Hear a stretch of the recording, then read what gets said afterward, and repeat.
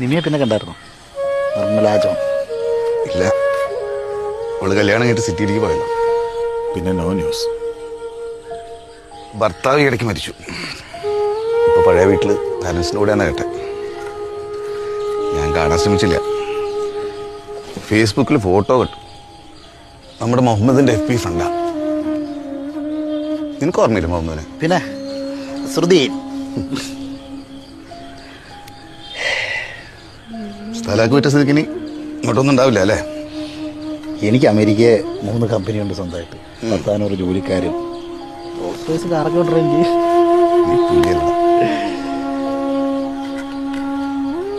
സത്യത്തിൽ ഞാൻ കരുതിയത് ഞാൻ ഭയങ്കര ഹാപ്പിയാണെന്നാണ്.